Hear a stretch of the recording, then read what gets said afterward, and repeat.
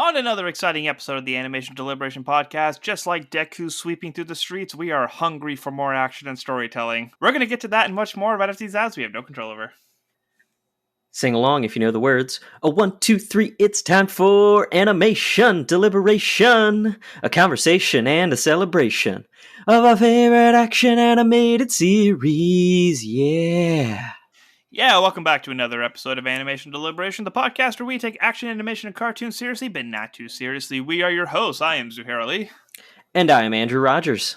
And we are back with another gut-wrenching, another emotional, another action-packed episode of My Hero Academia. I cannot get enough of the season. We were just talking off air about how I feel like this could arguably be the best season so far. It started off with just mayhem, and it hasn't slowed down one bit. Do you concur with that? I think as a whole, 100%, like a whole best season, because that's one thing we've talked about is My Hero Academia generally has these, slow interludes that they'll throw in where, we kind of recover from things, we see what's going on, and then we jump back into the action. Whereas, this season has just been nonstop. Like, even that hospital reprieve that we had at the start of this back half, it wasn't really a break because we were dealing with the fallout and the aftermath and people on the brink of death and some people dying. Like, there was a lot that we had to unpack there that, it didn't slow down. And I could be convinced that it is the best season that they've done so far, but it's all good storytelling. And that's why I'm like, I need to be convinced because I can't think of a bad story that they've told kind of thing. Like, they're all good stories. So. Up until now, I think my favorite has been between two arcs because one leads into the other, and it's when they get attacked in the woods, leading into All Might fighting All for One. Yep, that's been my favorite up to this point, and now I'm just like, ooh, this might be a new favorite. Yeah, I think this is not this. The Save Aerie arc has got to be my favorite because. I mean, I just love her. Aerie's great, and it's such a great story because every single one of those episodes, you just have like a cliffhanger of what's going to happen next, and that's when we first get to see Sun Eater. We get to see Lemillion in full action mode. We get Fat Gum going hard. Like, there's just so many extra bits and pieces of that arc that I think it may have been the most. I don't know if it was the most gripping because then you go to this season where the whole first start of this was just chaos after chaos after chaos. Yeah, it's not much of arguably. We talk about how incredible the show is. This week's episode was just as much up there. But we do have a couple of other things to talk about first. A few weeks ago, I did this little 10-minute episode about the Sword Art Online movie that hit theaters. So we got some feedback about that from TJ Stafford. Also, if you guys haven't noticed, our feed has been quite busy this week. We had this wonderful weekend last Friday of watching Demon Slayer and then Attack on Titan and then the new episode of My Hero Academia. So we have like 4 episodes dropping in the span of this week. It's a very exciting time to be an anime fan. There's a lot of news on our Bad Batch episode. There's a lot of news on our Attack on Titan episode. Nothing has really hit between when we recorded that and when we're doing this. So if you guys just like to drop in for our news update, that is the place to do it.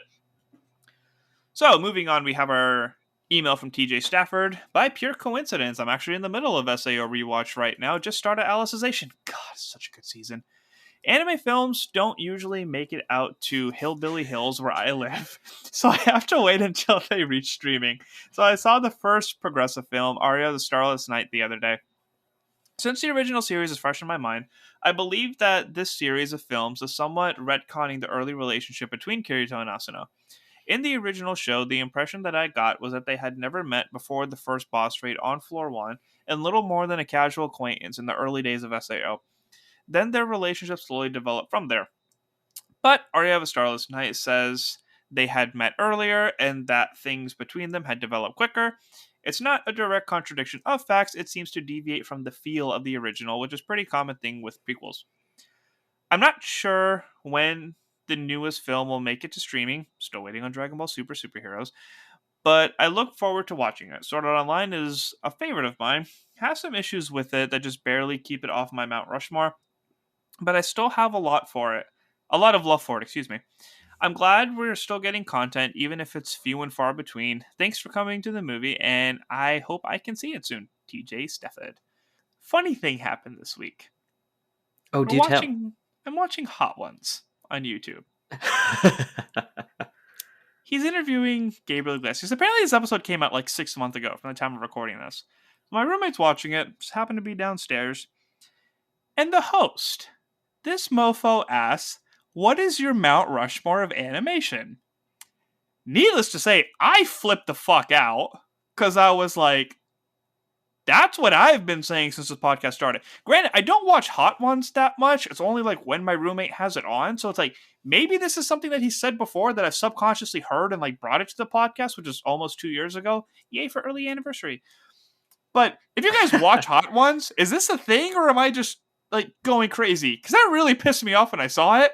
And I almost like added them on Twitter. Like, you sons of bitches, like if you're fans of the show, like tell me, like we can talk. I didn't need to find out this way. Write me some feedback. Give us a 5-star review. Like, it didn't have to be this way. So before I do something stupid and at them, let me know if I'm missing out on something here. In Or regards let him to flounder. No. No. It could be funny. No. It's only funny for you. In regards to Sword Art Online, yes, the show does have problems here and there with just some choices that they make. But overall, action, sound design, story, emotion, good god, this is probably one of the best like relationships I've ever seen between Kirito and Asuna. Like top 5 couples ever type of relationship. Beautiful show, beautiful movie. I just love this franchise so much. Enjoy Alicization because it was so gut-wrenching. Just fantastic story with so much emotion. Same thing. I think I do need to make like a honorable mention list for my Mount Rushmore because there are a few things that just kind of linger there. So thank you for the email. Absolutely love everything about that story. So now we will move on to My Hero Academia. We have feedback from what I believe is a new writer. I'm not sure if you've actually heard from him before. So welcome to talking to us on the show. We talked about some stuff last week that we were uncertain about, and Mr. James Ellis is here to correct us. Yes, so James wrote in and said, for the Manchester Smash, Deku started using it after he switched to shoot style and began using his feet more. Also, I think he used Manchester because it's a reference to football leagues in Europe. Great podcast, guys. I enjoy listening to your thoughts because you guys think of things I would never focus on. Well, thank you for... I kind of feel like an idiot. I will say, James, you did a great job with that because, like, that makes perfect sense that it would be Manchester for Man U. Like, that's the one, like... I'm a Manchester City fan, bud. Oh, I'm sorry. I'm sorry. I am not going to claim to be a football fan. I'm just saying. City. that makes perfect sense. But again, thank you for writing in, and I appreciate the compliment of you saying that our nitpickiness and our arguing over the little details is teaching you something. It's always nice to know. We have some value to our chaos. Let's see if we can teach you something new for this week. So let's get into the synopsis of this episode and let's get to talking about it because it was a good one. Yes, it was. And the synopsis for this week's episode 22, titled Friends. Deku and the top 3 heroes, plus the Lurkers, confront All for One at his hideout in Hiburi Woods, only to find it abandoned. A recording left by All for One taunts Deku for his failures, telling him it's his turn, before setting the mansion to explode. The heroes escape and reconvene to discuss their options, due to the dwindling amount of heroes left available. Meanwhile, Deku swiftly deals with the second Hitman, while All Might desperately attempts to convince him to rest. Deku believes that since he can practically use One for All at 100% without backlash, he doesn't have to watch over him anymore, and All Might can only look on devastatingly as Deku flies away, leaving him behind. Over the next several days, Deku proceeds to tirelessly travel through the city, saving whoever he can, ignoring the heroes and One for All's predecessors' advice to take it easy. Because of this, Deku starts taking on more monstrous appearance, with civilians scared of him and rumors going around that he is a Nomu, yet he refuses to stop, all so that he and everyone he cares about can smile again. He begins to collapse in Kamino, where he confronts another hitman, Dictator, who uses his quirk to attack Deku using nearby civilians. Due to being too tired, Deku is unable to fight and is swarmed by the mob until he is saved by Bakugo, who knocks Dictator out. After having received Deku's letters, Class 1A figured out that Deku and All Might were working with Endeavor and use Nezu to summon him to the school to confirm this. Nezu's the principal, for everyone who also forgot what his name was, as I was trying to figure out who that was. They state their desire to help their classmate in his moment of need, and Nezu approves of them going out on the streets to bring him back. Class 1A confront Deku, who refuses to give in and demand that they get out of his way, preparing to fight. So good. Like, there was a lot of amazing stuff that happened with the action stuff in the class at the end, but one part of the episode that brought me to I say this every week that the show brings me to tears, because it actually does. It just knows how to break my heart. But All Might having to chase after Deku with his little bento box and tripping and dropping the food. We talk about like his helplessness, specifically when Endeavor had to fight the Nomu, and then the beginning of this season, because he's so used to being powerful, he's so used to being the number one hero and being able to help in an instant and bring the smile to these people's faces. For him to have this hopelessness and uselessness is just so heartbreaking to watch, because you know how much being a hero means to him. You know how much fulfilling the promise that he made to Deku's mom means to him, and how much he cares for this child and for his well-being, and just how much like he would rather give his life than watch Deku go through this. That scene alone freaking shattered me, dude. Oh, yeah, and that scene specifically is one of the amazing storytelling notes that we talk about this show always having. The biggest gripe that so many of us get out of, comic book shows, movies, superhero, whatever, is the whole, I have to save my identity. No one can know. I have to go on this journey on my own, blah, blah, blah, whatever. And it's like, I did it to save you. I didn't want you close to me. I love the through line of this, that Deku is legitimately trying to protect him because he knows the future. He knows that Endeavor is supposed to die due to the, forecast. Endeavor. All Might, thank you. Okay. That All Might is supposed to die due to, seeing it forecasted in front of him. Like, he knows that this is here, and he's trying to change fate actively by doing what he's doing. So having All Might realize that, and then still being willing to do everything you said, put himself on the line, run after him, stumble and fall, was just, oh my god, it was powerful. Like, that's the best words that I can use to describe it, because yeah, I couldn't have imagined anyone else putting forward that effort in the same way that this man so obviously cares for Deku. And we were talking about how we were so excited that like Deku was able to talk to the other, what was the word, vestiges? Yes. Yeah, that he was able to talk to the vestiges and he's learning from that, and they're giving advice and stuff. And like so quick, he was just like, "All right, I'm done with you guys now. Like, get out of my head. I got stuff to do." The way that he brushed them off is like, I talked about in the short episode that I did about how we've seen Deku, like, he's very intelligent, but in a lot of the situations that he ends up in, it's very emotionally driven. Like, we know power wise he's capable of doing it. We know willingness wise, but like there's still like a scared part of him, right? There's a lack of confidence in him, and it's sheer emotion that drives him to do what he does. This arc, the Dark Deku arc, is the most that we've seen him with confidence that he's able to do this. He could do it. And now it's getting to the point where he's overconfident, which we're Right. seeing in him not eating and collapsing, and to the point where he's actually getting beat up by these civilians that are being controlled by Dictator. Dictator. Thank you. And he's like, "Oh, I can come up with a plan. I'm gonna solve this. We're gonna figure it out. I'm good to go." And now that we're in this tension arc of his classmates are trying to bring him home, and he was like, "I guess I'm gonna have to kick y'all's asses now." Oh yeah, like that moment of just seeing so much of how far gone he properly was. It was a very like Batman and Robin feeling situation of like, hey, I got to bring you back to humanity here. You need to see the people that you are, hurting by doing all of your actions.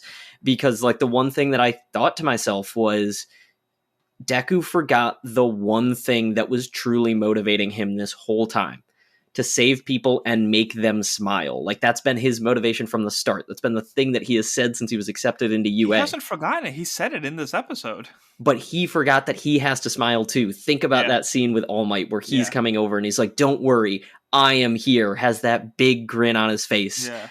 And now Deku isn't seeing that. And I want someone to show him that again, because like I think that's going to be the key thing in his mind, to like see himself and be like, wait, this isn't what All Might would do. I love that you said that, because when the classmates show up and they show that wide shot of everybody there, it's next to the statue of All Might that says, "I'm not here." Yep. Like that. Incredible placing. Mm-hmm. And your sentiment just now just like amplified how incredible that was even more. And then you got a smiling Bakugo, which we always love. Oh my god, he's a menace. He's like, I get to kick your ass now? Let's go. I've been waiting for this. So freaking ready to go all out on him. Oh yeah. I want to read into this. Bakugo's smile in this cockiness and Inosuke hanging off of the ceiling has been the highlight of my week. They're the same but opposite ends of the intelligence spectrum. Like it's the same eagerness. I love both those characters so much. Feel free to jump in on this one, because I feel like there's some significance to it, but I can't put my finger on it. I think this is the first time we've seen Bakugo like in the field without his mask on. Like there was something that triggered in my head to be able to see his whole face. Yeah, it took me a second. I was like, what looks different about Bakugo? And I think he might be wanting to show Deku his face and be like, hey, idiot, remember me? Remember the guy who isn't wearing a mask right now? Your best friend that's standing in front of you?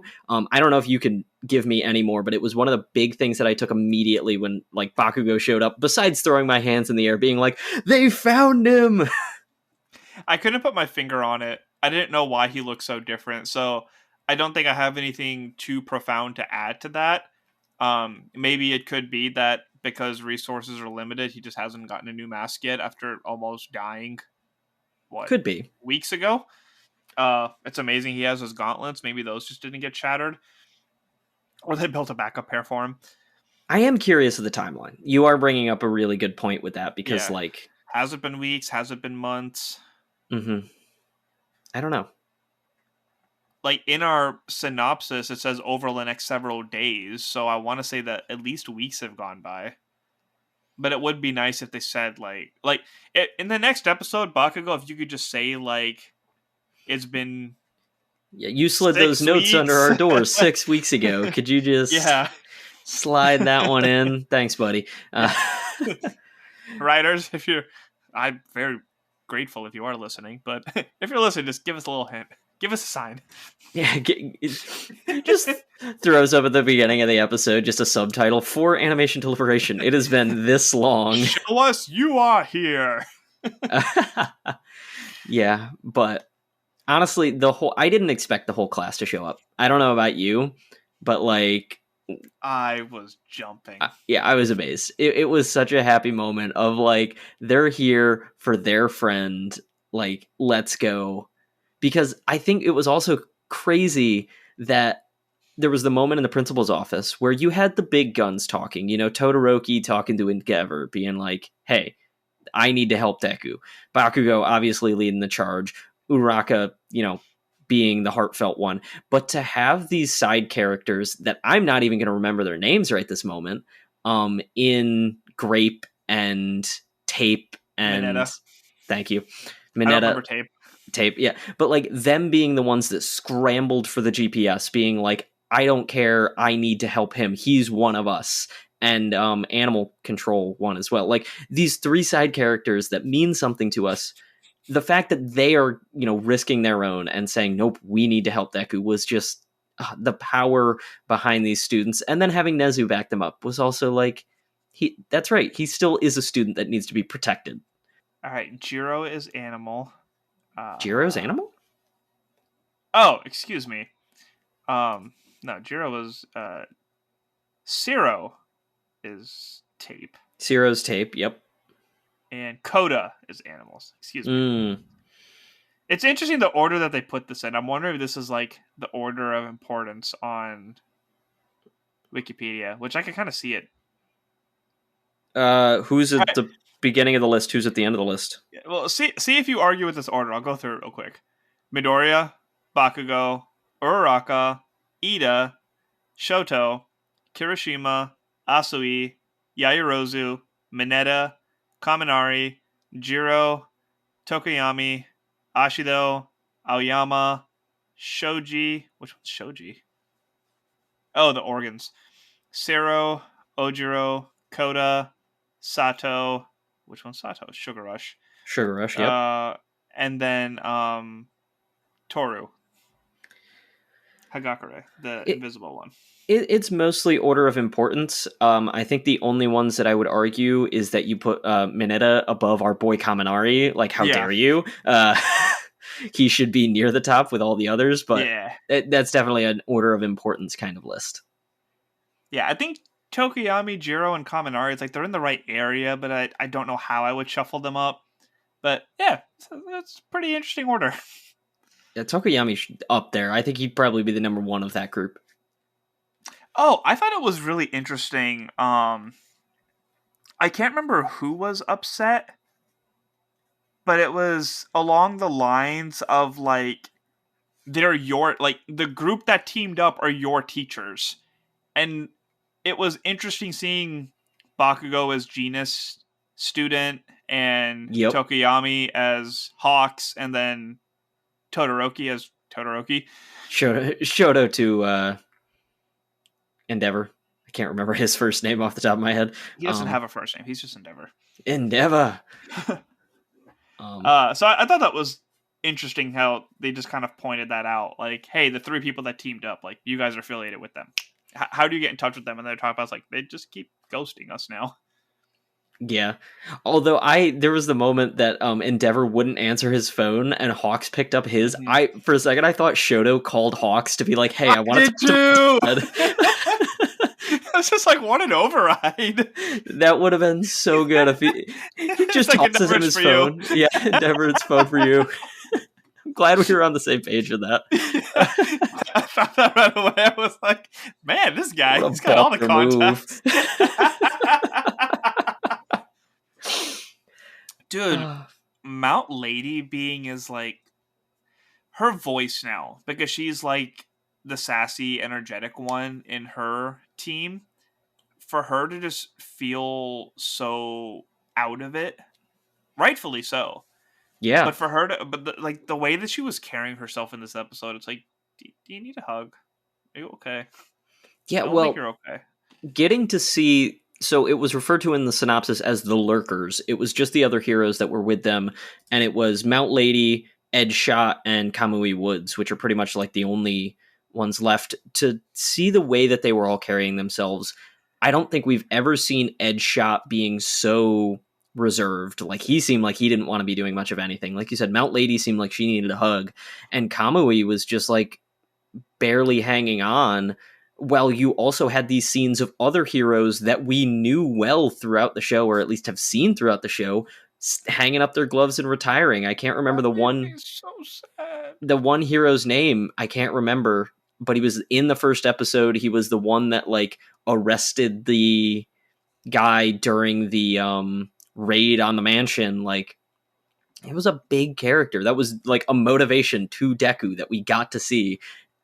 Suddenly having to hang it all up and be like, maybe I wasn't cut out to be a hero. Not even, oh, things are getting bad, I need to get out of the way.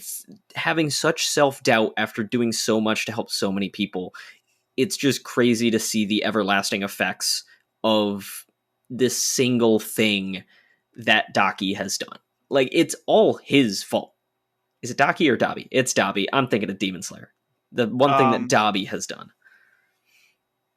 Death Arms was the one that we saw when he was next to his locker and he was, oh my god! It was the other one that was it's Yori Musha. He was the number 9 hero. Like, we didn't see him in action at all, but it was the one that they gave him shit for in an early episode for retiring because he just didn't want to be a part of it. Oh, yes, that's right. Yeah, it's just At number 9. yeah, like that's high up there. And honestly, how many of the like remaining 10 are even left? Or still working and in commission kind of Mm-hmm. thing. Because you have like Mirko, she's not working right now. She's number 4. So She'll be back at it in no time. oh yeah, it's one of those things. I'm confident she'll be back. I'm confident Aizawa will be back. Still don't know about Gran Torino. I'm trying to find the current list. Oh, here it is. Yeah, so we don't have a number 9. We don't have a number 11.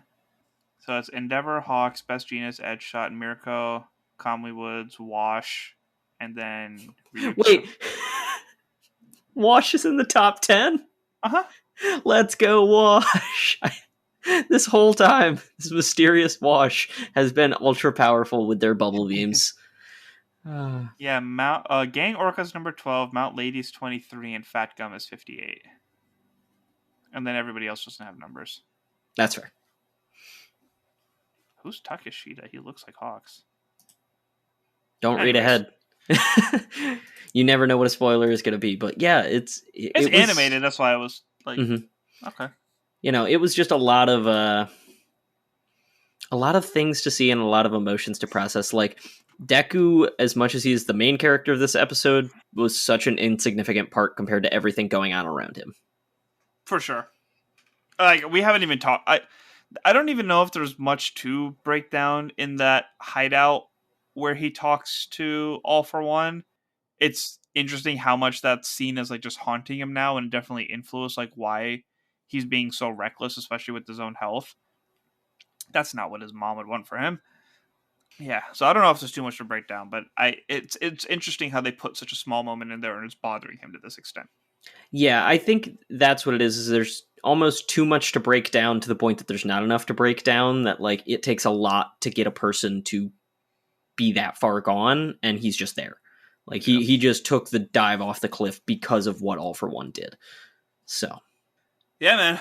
I don't know if I have anything else. I'm really excited for the Saturday's episode. It's going to be a wild showdown because Uraraka knows about probably the most quirks. Float. Well, at this she point, was helping him out with that Black Whip, and then the strength, obviously. At this point, I think they all know. It's going to be a fun surprise. I was about to say, at this point, I think they all have the shared information of the same amount of knowledge, but there's the extra ones of danger sense, of